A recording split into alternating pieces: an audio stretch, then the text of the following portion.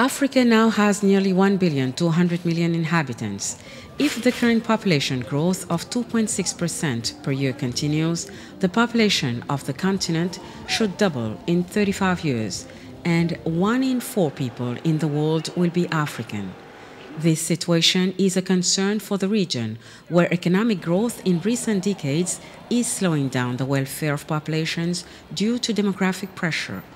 Les efforts des pouvoirs publics ne se font pas sentir par les populations. The efforts of the public authorities are not felt by the populations, and even if the efforts are substantial, it is hardly if the populations realize it and believe that the best way to face this phenomenon is to do something about the demographic weight that makes it possible to improve the coverage of services, but also to improve the quality of services. I spoke earlier about the public sector, but the same applies to individuals, communities and families. I therefore believe in the effect of strong demographic power on the well-being of populations, on the balance of communities, on peace, security and stability are very often underestimated.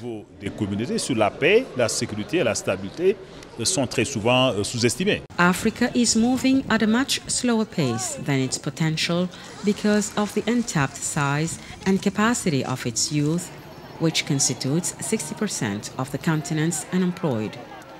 47% of Africans are under the age of 18, and the dependency ratio in Africa is 73 children per 100 active persons, double the world average. But the decline in birth rates and the enlargement of the working-age population in the years ahead could open up a window of opportunity to capture the demographic dividend. This is the subject chosen for the 28th summit of the African Union, which just has been held in Addis Ababa.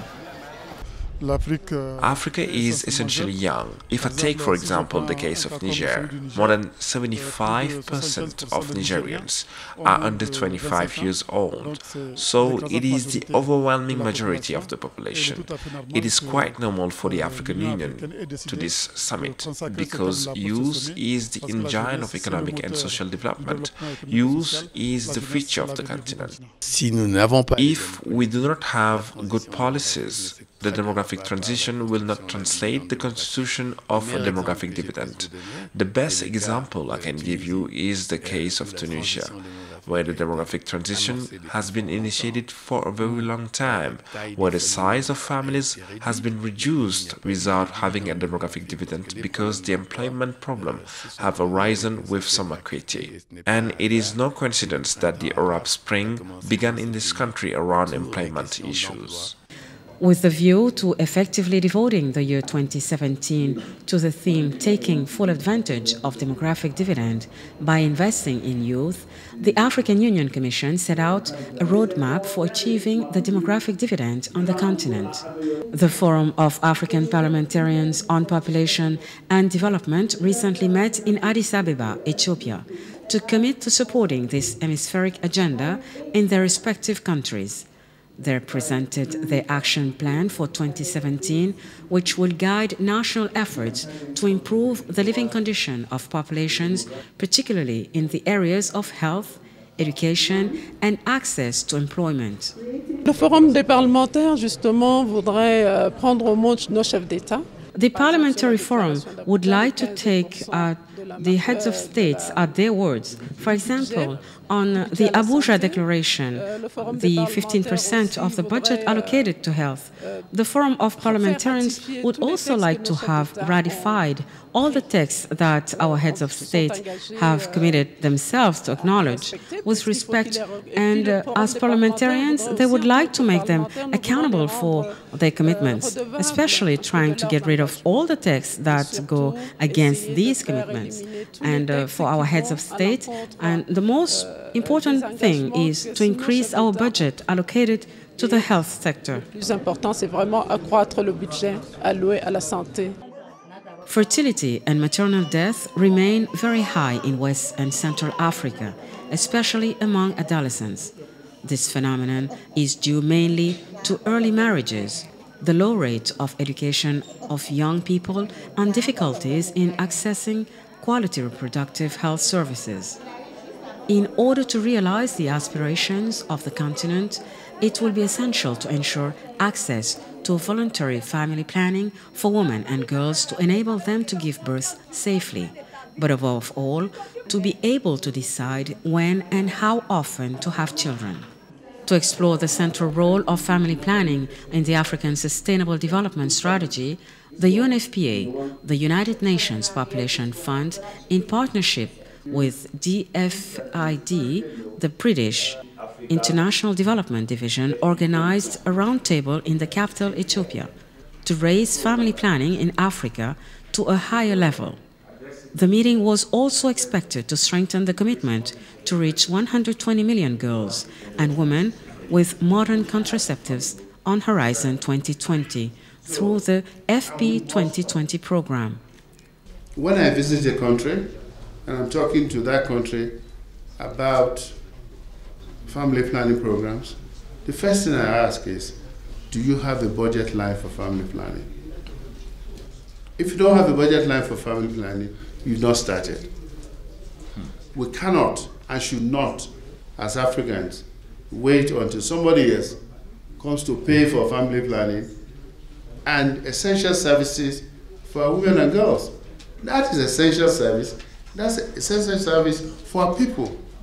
I want to suggest that going forward, all of us must insist that our governments pay for the services to save the lives of our women and girls. The greatest threat to a realization of the dividend is lack of investment. If you don't invest, you don't get anything. I mean, we can all talk about it, as we've talked about it, but there are key specific investments that have to be made. Education, particularly for the girl child, contraception, family planning, and the health services that they must go to get those services. Ability to be able to do entrepreneurship training, vocational training, ability to access credit, to do startups. On the sidelines of this event, the UNFPA invited African journalists in the Ethiopian capital to a meeting to popularize the concept of the demographic dividend. The objective being a better ownership by the people of the concept and the political commitment to this new approach to the questions of development. The concept of demographic dividend must be popularized. It is still too academic. It is a question of domesticating the message so that it can be accessible to everyone. And you, who are in the media, we believe that it is in this sense that you must play a role. So if you do not always write about demographic dividends, people will not understand how to simplify this message so that people know what our rulers have decided to do, and by doing so, the people will be able to take ownership of it in order to take part in the process concerning the realization of this demographic dividend. It is about investing in family planning issues, investing in youth issues, especially youth employment. Investing in youth issues means putting in place the policies that already exist, the economic policies that are in place. It must be possible to get them out and implement them. It is true that we are implementing them, and as my colleague from the UNFPA said, my friend Mr. Gum, that all this is going to annihilate the efforts of the government. Now, how to ensure that we can act on this strong population growth that is too fast compared to the economic growth? Pendant longtemps, on a compris le dividende démographique comme étant un nouveau concept.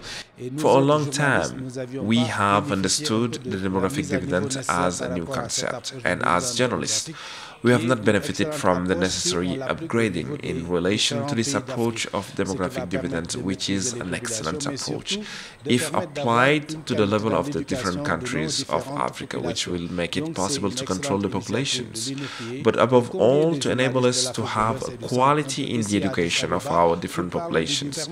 It is an excellent initiative of the UNFPA to invite journalists from West and Central Africa here in Addis Ababa to talk about the demographic dividend, and knowing that this theme is the theme of the African Union for 2017, we think it is a good initiative.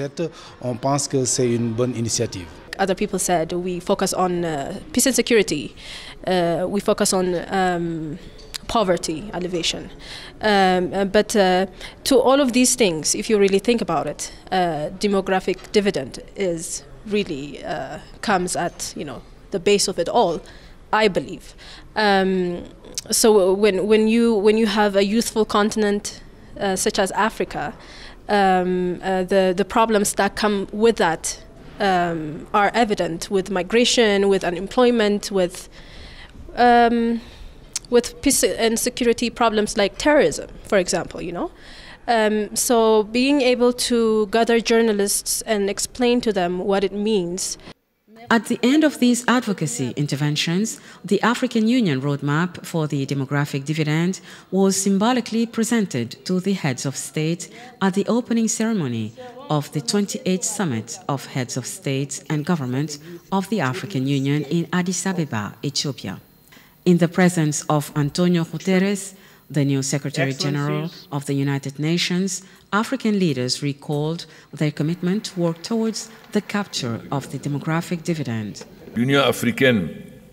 The African Union cannot justify its existence if its actions do not have any impact on the living conditions of these populations, especially the most vulnerable.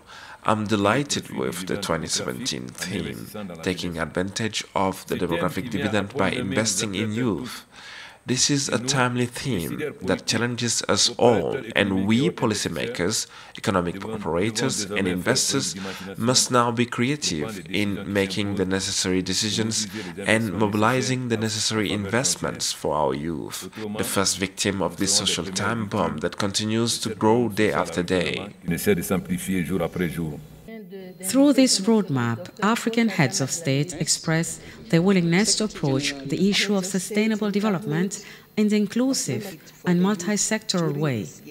They will have the responsibility to realize this ambition by allocating substantial budgets in the 4 pillars of the roadmap: employment and entrepreneurship, education and skills development, health and wellness and rights, governance, and empowerment of youth.